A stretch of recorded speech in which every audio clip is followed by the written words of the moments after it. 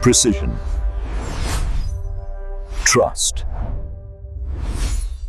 growth. कल जो हम लोग पॉज लिए थे, हम लिए थे accounting for finance lease.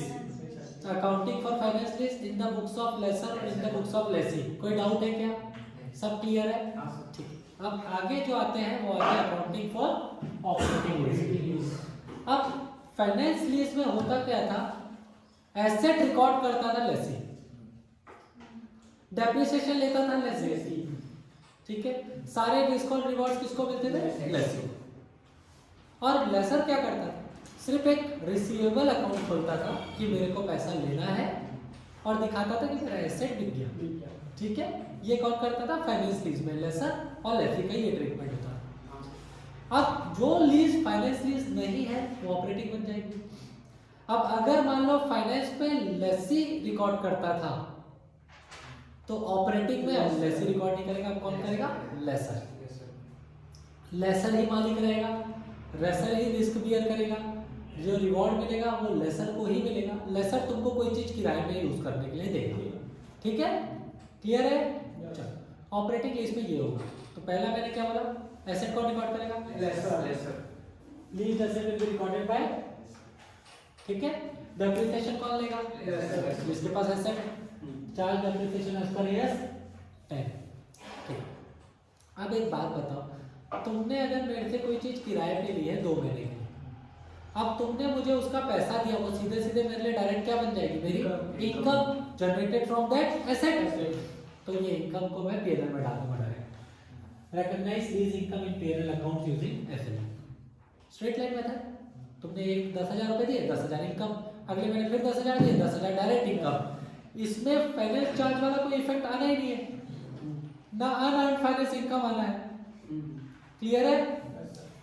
Other cost of operating lease should be recognised as expense. अब मान लीजिए मैंने तुमसे लीज इनकम ली, लेकिन मेरे को हर महीने 3,000 रुपए का रिपेयर करना पड़ता है उस एसेट के लिए, तो 3,000 रुपए मेरे लिए एक्सपेंस, 10,000 मेरे लिए income. Simple PNL, 10,000 income, 3,000 expense.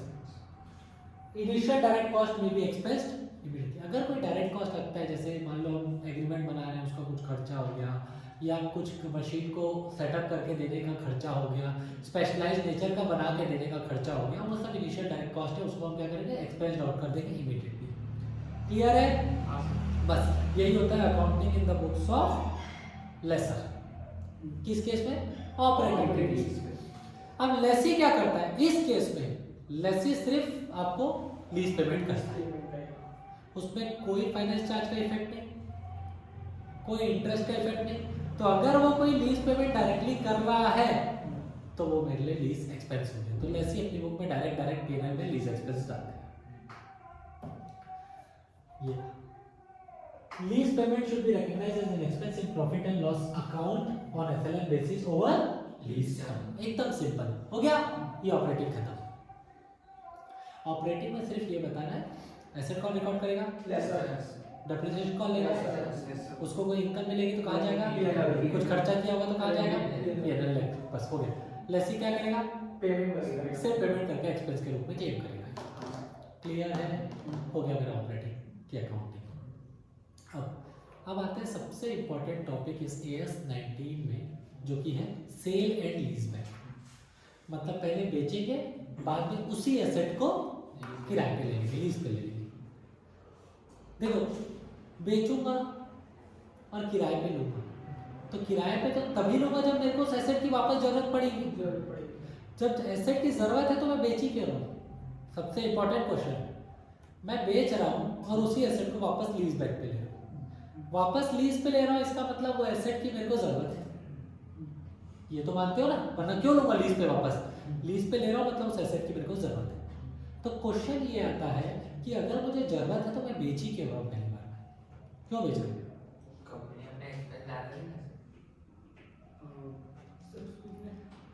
मेरे को जब उस एसेट की जरूरत है, मैं लीज पे वापस ले रहा हूँ, तो मैं उसको फर्स्ट टर्म में बेच ही क्यों रहा हूँ? सर क्योंकि वो ज़्यादा चीप पड़ेगा मतलब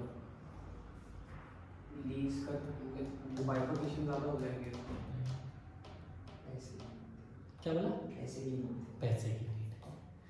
मेरे को कैपिटल रिक्वायरमेंट है, वर्किंग कैपिटल की जरूरत है, मेरे पास वर्किंग कैपिटल नहीं है काम करने के लिए, पर ये ऑप्शन मिल गया कि कोई एसेट को खरीद के मेरे को लीज पे वापस दे देगा। तो जब मैं इस एसेट को मान लो बेच दूंगा तो लमसम पैसा आ जाएगा और लीज पेमेंट टुकड़ों टुकड़ों में जाएगा, तो मेरे पास वर्किंग कैपिटल आ गया। तो सेल एंड लीज बैक हम तभी मेजरली यूज करते हैं जब हमें कैपिटल रिक्वायरमेंट या वर्किंग कैपिटल की रिक्वायरमेंट होती है। क्लियर? अब sale and lease back transaction होता क्या? तो sale and lease back transaction को बोलते ही है, sale and lease back transaction is a transaction where by a seller sells the asset to a buyer and then lease back the same asset from the buyer. पहले बेचूंगा फिर तुम्हीं से वापस ले लूंगा, सेल एंड लीज बैक। ठीक है, वही लिखा है। Sale and lease back transaction involves the sale of an asset by vendor या seller and leasing of same asset back to vendor या सेलर। क्लियर? अब इसका अकाउंटिंग ट्रीटमेंट क्या होता है? अच्छा, अब मुझे ये देखना है कि जब मैं सेल एंड लीज बैक करूंगा तो वापस से दो कंसेप्ट आएंगे, या तो फाइनेंस लीज बनेगा या तो ऑपरेटिंग लीज बनेगा, राइट? तो सबसे पहले देखते हैं कि मैंने सेल किया, मैंने लीज बैक किया और मेरी जो लीज बैक हुई वापस वो फाइनेंस लीज हुई, तो उस केस में अकाउंटिंग ट्रीटमेंट क्या होगा पहले समझते हैं, राइट? तो सबसे important accounting treatment when sale and lease back becomes finance lease. कोई भी प्रॉफिट और loss arising over carrying amount should not be recognised immediately. उसको इमीडिएटली रिकॉग्नाइज्ड नहीं करना है, उसको क्या करेंगे? डेफर्ड और अमोर्टाइज करेंगे ओवर द पीरियड। एक एसेट ले रहा हूं, एसेट है मेरे पास जिसकी वैल्यू है 80 लाख रुपए। ध्यान से सुनना, एक एसेट है उसकी वैल्यू है 80 लाख। तुम लोग नोट करते जाओ कॉपी में जैसे, ठीक है? 80 लाख रुपए मान लो मेरा एक एसेट है मेरे पास है, तो इसकी कैरिंग अमाउंट मैंने क्या ले ली? 80 लाख। इस एसेट को मैंने बेच दिया, सेल वैल्यू इसकी 100 लाख में, और फिर मैं आपसे ये लीज बैक पे ले लूंगा। अच्छा, अब लीज बैक पे लूंगा और फाइनेंस लीज बनेगा, मतलब इस एसेट की वापस मेजर लाइफ कौन यूज करने वाला है? लेसी। नहीं, जिसने बेचा वही लेसी बन गया, तो लेसी ही और सेलर ही इसकी वापस से मेजर लाइफ को एंजॉय करने वाला है। तो उस केस में अब इधर देखो, 80 लाख की चीज को मैंने कितने बेचा? 100। तो 20 लाख का मेरा क्या हो गया? प्रॉफिट। तो हमारा फाइनेंस लीज का एक कंसेप्ट है, वो कंसेप्ट ये कहता है कि leased asset as well as lease liability will be recorded at present value of minimum lease payment और fair value, whichever is lessee के केस में। और लेसर के केस में क्या बोलता है? नेट इन्वेस्टमेंट पे रिकॉग्नाइज करना, यही बोलता है। नेट इन्वेस्टमेंट बेसिकली क्या होता है? नेट इन्वेस्टमेंट होता है कि मैं अपना फेयर वैल्यू उसको पूरा रिकवर करूँ, राइट? तो फेयर वैल्यू इस केस में अगर मैं देखूं, कहाँ गया? इस केस में फेयर वैल्यू देखूं तो अभी कितनी है? बिकने के बाद ये फेयर वैल्यू बन गई, ठीक है? अगर मैंने 80 लाख का एसेट सिद्धार्थ को 100 लाख में बेच दिया, अब सिद्धार्थ बन गया लेसर, मैं बन गया हूँ लेसी। तो सिद्धार्थ बोलेगा भाई मेरा एसेट की फेयर वैल्यू 100 लाख है, अब हम अपनी प्रेजेंट एमएलपी इस तरह से बनाएंगे कि उसकी प्रेजेंट वैल्यू किसके बराबर हो जाए? 100 लाख के बराबर। तो अल्टीमेटली सिद्धार्थ मोर और लेस मेरे से 100 लाख वापस वसूल लेगा, यही होने वाला है। लेसर मोर और लेस वो 100 लाख तुमसे वापस वसूल लेगा। तो तुम आज भी 20 लाख कमा रहे हो प्रॉफिट, लेकिन धीरे धीरे जब मैं एज ए लेसी वो पेमेंट कर रहा हूँ उसमें वो 20 लाख वापस चला जा रहा है ना? आज मैंने 80 लाख और 100 लाख में 20 लाख कमाया, ठीक है, मेरा प्रॉफिट हो गया। लेकिन जब मैं लीज पेमेंट कर रहा हूँ तो धीरे धीरे लीज पेमेंट तो मेरी 100 लाख के हिसाब से हो जा रही है, मतलब वो 20 लाख में धीरे धीरे करके लौटा भी दे रहा हूँ। इसीलिए हम प्रॉफिट को इमीडिएटली रिकॉग्नाइज नहीं करते हैं, उसको डेफर करते जाते हैं। जैसे जैसे अगले साल लीज पेमेंट होगी वैसे मेरा ये अमोर्टाइज होगा, वैसे ही अगली फिर लीज पेमेंट हुई फिर मेरा ये अमोर्टाइज होगा, ठीक है? तो जो भी मेरी लीज पेमेंट बनेगी और जो मेरे ये प्रॉफिट आएगा, इस प्रॉफिट को 20 लाख को मैं क्या करूंगा? धीरे धीरे डेफर्ड और अमोर्टाइज कर दूंगा। और वही केस में लॉस आ जाए तो उसको भी सेम ट्रीटमेंट, क्योंकि अब अगर मान लो 80 की चीज 60 में बेचा तो मेरे से वो 60 वसूलेगा, फेयर वैल्यू हाँ सर 60 वसूलेगा। अब 60 वसूलेगा तो मतलब वो जो लॉस मैंने आज बियर किया वो मेरे इंस्टॉलमेंट में रिकवर हो जाएगा। तो इसीलिए लॉस को भी हम क्या करेंगे, डेफर्ड और अमोर्टाइज। इसीलिए देखो क्या बोला है, एनी प्रॉफिट और loss arising of sale proceeds over carrying amount should not be recognized immediately as profit loss in financial statement of seller lessee। lessee अपनी बुक्स में नहीं रिकॉर्ड करेगा। it should be deferred and amortized over the lease term in proportion to depreciation of leased asset। धीरे धीरे वो क्या हो जाएगा, मेरे से सेट ऑफ हो जाएगा। क्लियर है? ठीक है। अब हमने सेल और लीज बैक किया, वो फाइनेंस लीज बन गया। फाइनेंस लीज बन गया तो क्या करना है, एनी प्रॉफिट और loss arising over carrying amount should not be immediately recognised but it should be deferred and amortised. Simple है, इमीडिएटली रिकॉग्नाइज नहीं करेंगे, डेफर्ड और अमोर्टाइज करेंगे। क्लियर? चलो आगे बढ़ो। एक एग्जांपल है, देखो। D limited sells machinery WDV of which was 4 crore for 5 crore, मतलब 4 करोड़ की चीज को कितने बेच दिया, 5 crore. The same machinery was leased back by to D Limited, मतलब वो सेम मशीनरी डी ने वापस ले ली 10 साल के लिए, which resulted in finance lease. What should be the treatment of profit in the books of seller? तो हम क्या बताएंगे, as per AS 19, whenever a sale and lease back transaction becomes finance lease, any profit or loss arising over carrying amount should not be immediately recognized, but it should be deferred and over the proportion over lease term in proportion of depreciation charged। वही लिखा है यहाँ। In the given case, the profit of 1 crore arising of the sale price more than carrying amount should not be recognized immediately in the books, rather it should be deferred and amortized over 10 years in proportion to depreciation charged by D Limited। ठीक, तो पहले हम बताएंगे provision क्या है, फिर हम बताएंगे कि हमारा अंडरस्टैंडिंग एक्सप्लेनेशन क्या है। सर इसका काउंटिंग ट्रीटमेंट क्या होगा फिर? किसका? ये सेट ऑफ करेंगे ना जो।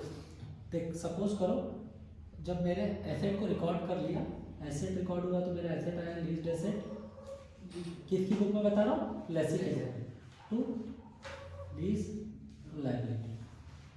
ठीक है, ये मान लेते मैं 5 करोड़ वापस इसने मुझे दे दिया, और जब मैंने बेचा था तो मैंने बेचा था एसेट को मैंने क्रेडिट कर दिया था, बैंक में मेरे पैसा आ गया था कितना, 5 करोड़। 4 करोड़ का मैंने एसेट बेचा था और एक का मेरे को क्या था, प्रॉफिट एंड लॉस था। लेकिन ये प्रॉफिट मुझे क्या करना है, डेफर्ड करना है। 1 लाख का डेफर्ड प्रॉफिट, हाँ सर। इसको डेफर्ड इनकम के रूप में ले जाऊंगा, किसमें, डेफर्ड प्रॉफिट। हाँ सर।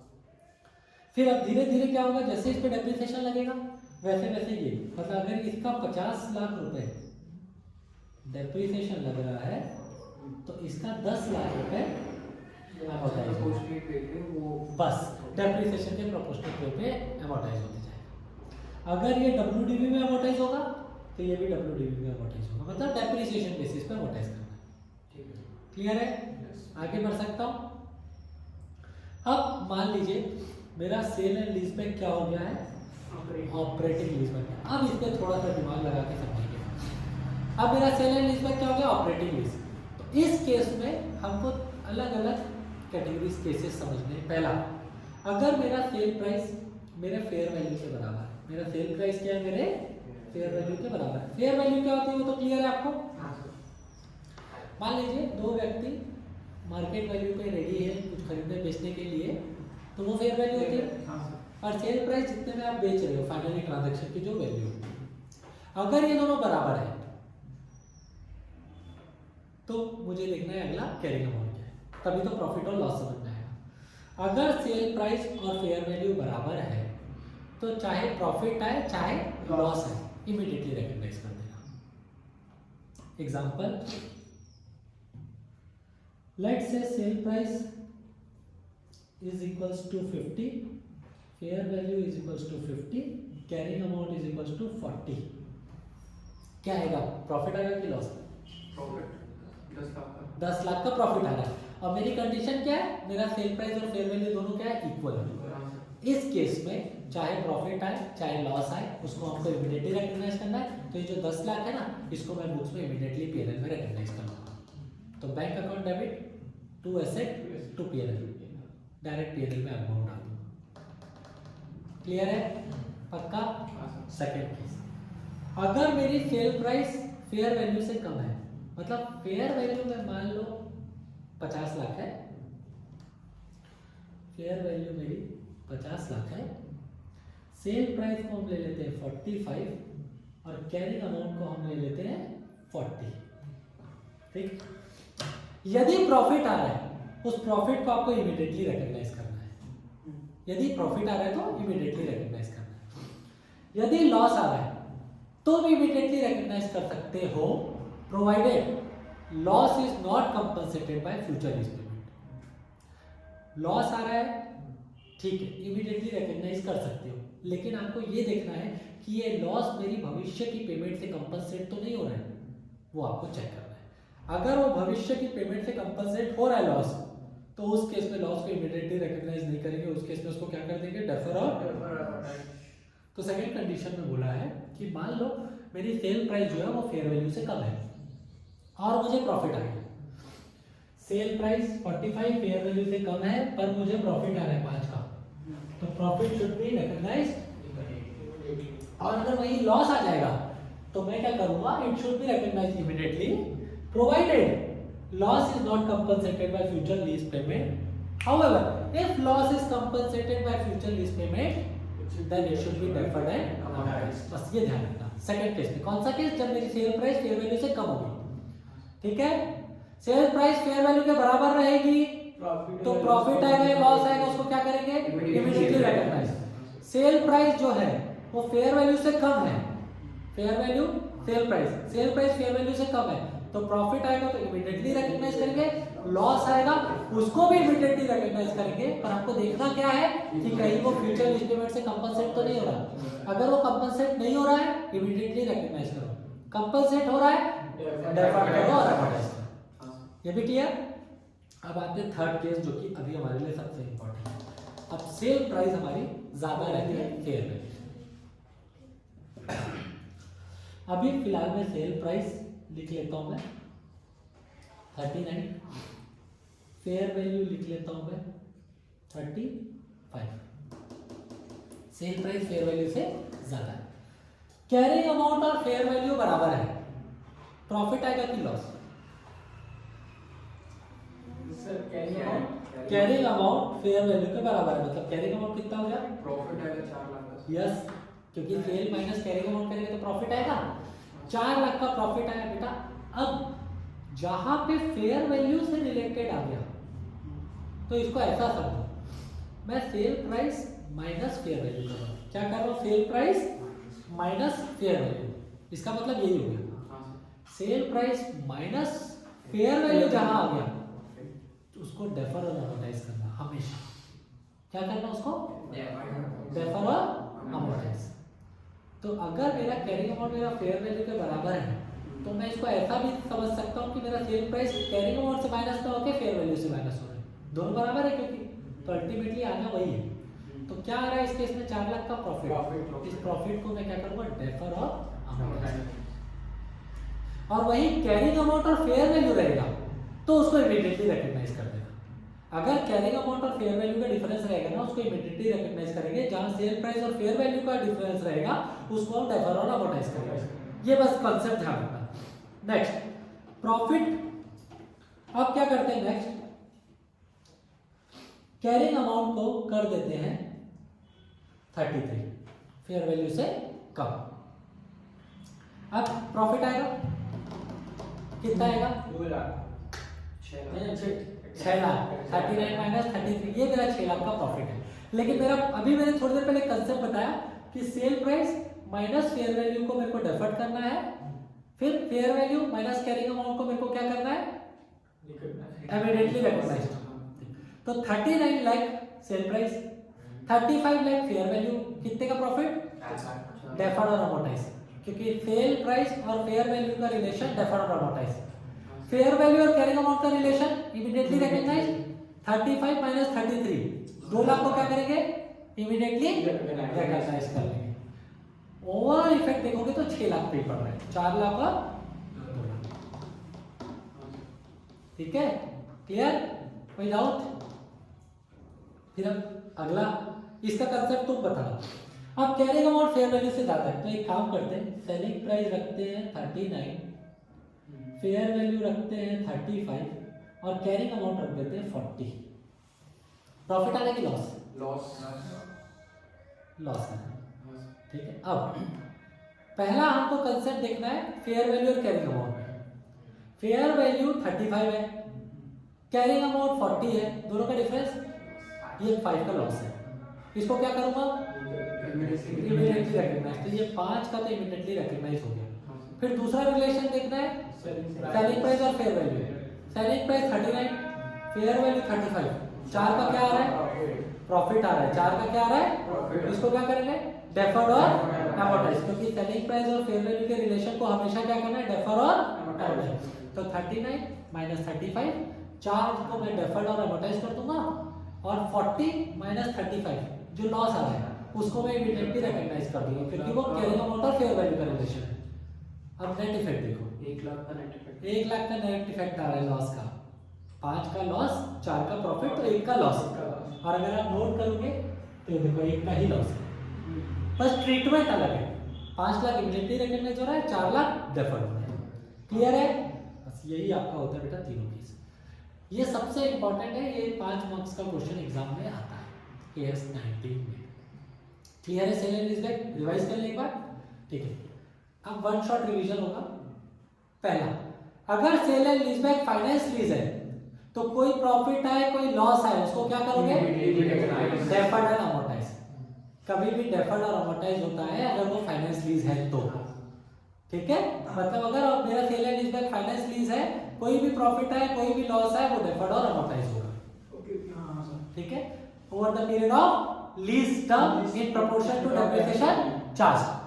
अब अगर मेरा sale and leaseback operating lease है तो उसमें मेरे को पहले ये देखना है कि मेरा सेलिंग प्राइस फेयर वैल्यू के बराबर है क्या। अगर मेरा सेलिंग प्राइस फेयर वैल्यू के बराबर है तो प्रॉफिट आ रहा है तो इमीडिएटली रिकॉग्नाइज, लॉस आ रहा है इमीडिएटली रिकॉग्नाइज।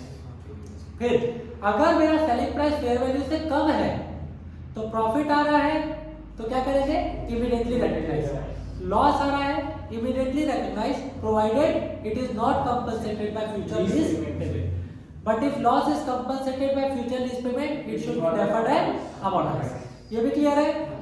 तीसरा केस, अगर आपका सेलिंग प्राइस फेयर वैल्यू से ज्यादा है तो यहाँ 2 रिलेशन देखना। पहली रिलेशन देखना सेलिंग प्राइस और फेयर वैल्यू की, दूसरी रिलेशन देखना कैरिंग अमाउंट और फेयर वैल्यू की। सेलिंग प्राइस और फेयर वैल्यू का जो भी डिफरेंस आएगा उसको हमेशा डेफर्ड और अमोर्टाइज करना, और कैरिंग अमाउंट और फेयर वैल्यू का जो भी रिलेशन आएगा उसको क्या करेंगे? Immediately recognise.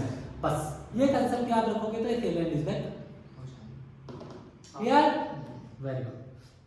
चलो इधर देखो बेटा, A sold machinery having WDV of 40 lakh to B for 50 lakh। WDV मतलब कैरिंग अमाउंट कितना हो गया? ठीक, यहाँ दिया हुआ है कि कैरिंग अमाउंट है मेरा 40 लाख, सेल वैल्यू हो गई 50 लाख, अभी ये दिया है इन्फॉर्मेशन। ठीक है, फिर आगे बोलता है लीज आपकी ऑपरेटिंग लीज है, तो मेरे को ऑपरेटिंग लीज जैसे ही बोल दिया ना, मेरे को 3 चीजें ध्यान में रखनी है। पहला चीज sale price equals to fair value वाला, जब sale price equals to fair value रहेगी तो हमारा प्रॉफिट आए या लॉस आए इमीडिएटली रिकॉग्नाइज हो जाएगा। फिर दूसरा कंसेप्ट देखना है सेल प्राइस फेयर वैल्यू से कम है क्या। अगर सेल प्राइस फेयर वैल्यू से कम है तो चाहे प्रॉफिट आएगा तो इमीडिएटली रिकॉग्नाइज करना, लॉस आएगा तो इमीडिएटली रिकॉग्नाइज करना, provided loss is not compensated by future lease payment. If loss is compensated by future lease payment then it should be deferred and amortised. तीसरा केस होता है selling price fair value से ज्यादा है।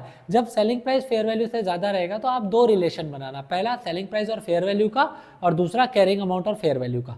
Selling price और fair value का जो भी डिफरेंस आएगा उसको आप डेफर और अमोर्टाइज करना, कैरिंग अमाउंट और फेयर वैल्यू का जो भी डिफरेंस आएगा उसको आप इमीडिएटली रिकॉग्नाइज करना। बस ये कंसेप्ट ध्यान रख लोगे तो ये बन जाएगा। अब इसमें पहला आ रहा है selling price equals to fair value, तो 10 लाख रुपए का इमीडिएटली रिकॉग्नाइज करना है प्रॉफिट, तो इसमें प्रॉफिट इमीडिएटली रिकॉग्नाइज आ जाएगा पहले केस में। दूसरे वाले केस में देखो सेलिंग प्राइस जो है वो फेयर वैल्यू से कम हो गई, इसमें मैंने बोला था कि अगर प्रॉफिट आएगा तो इमीडिएटली रिकॉग्नाइज करो। हाँ, 10 का प्रॉफिट आ रहा है सर अभी भी, 50 माइनस 40, तो इमीडिएटली रिकॉग्नाइज। दूसरे वाले केस में फेयर वैल्यू कितनी है 45, सेल प्राइस कितनी है, सेल प्राइस अभी भी कम है फेयर वैल्यू से, फेयर वैल्यू ज्यादा है, लेकिन अब लॉस आ गया, 38 माइनस 40 लॉस होता है ना, 2 का लॉस है, ये loss should be immediately recognised, immediately recognised provided, ये जरूर लिखना, provided loss is not compensated by lease payment. If loss is compensated by future lease payment, then it should be deferred and perfect. Clear है? हाँ भाई, कोई doubt? चलिए next. अब fair value 40 lakh, sale price 50 lakh. अब सेल प्राइस ज्यादा हो गई है फेयर वैल्यू से, उस केस में हमको दो रिलेशन बनाने, सेल प्राइस और फेयर वैल्यू, कैरिंग अमाउंट और फेयर वैल्यू। उसमें पहला मैंने देखा कि मेरा कैरिंग अमाउंट फेयर वैल्यू बराबर है, तो जब कैरिंग अमाउंट फेयर वैल्यू बराबर होता है तो उस केस में हम क्या करते हैं, लॉस आता है प्रॉफिट आता है, उसको क्या करते हैं डेफर्ड, और लेकिन लॉस कभी नहीं आएगा क्योंकि सेल प्राइस फेयर वैल्यू से ज्यादा है, तो प्रॉफिट को हमेशा क्या करेंगे डेफर्ड और अमोर्टाइज करेंगे। ठीक है। सेकेंड केस क्या था, कैरिंग अमाउंट आपका कम है, फेयर वैल्यू आपका ज्यादा है, तो सेल प्राइस और फेयर वैल्यू को क्या करेंगे डेफर्ड। सेल प्राइस और फेयर वैल्यू का रिलेशन हमेशा डेफर्ड होगा, और फेयर वैल्यू और कैरिंग अमाउंट का रिलेशन हमेशा इमीडिएटली रिकॉग्नाइज होगा। तो 50 लाख माइनस 46 लाख, 50 माइनस 46, 4 लाख को क्या करेंगे डेफर करेंगे, और 46 माइनस 40, 40 ये माइनस 40 ये इमीडिएटली रिकॉग्नाइज होगा 6 का। फिर नेक्स्ट केस में इसने क्या बोला कि अब फेयर वैल्यू 35 है, सेल प्राइस 39 है, अभी भी सेल प्राइस ज्यादा है, फेयर वैल्यू 35 है, लेकिन कैरिंग अमाउंट कितना है 40। तो पहला रिलेशन सेल और फेयर वैल्यू कितना आ रहा है 39 माइनस 35 4 लाख के प्रॉफिट को डेफर कर दूंगा। ठीक है। फिर fair value minus carrying amount, fair value 35, carrying amount 40, 5 lakh का loss, that should be immediately. यही है बेटा आपका कंसेप्ट पूरा। क्लियर है? देखो वही लिखा हुआ है बेटा यहाँ पे भी। हाँ क्लियर है ये, अब आगे बढ़ सकता हूँ, ये तो कंसेप्ट पूरा क्लियर हो गया आपको। ठीक है। इसके बाद तो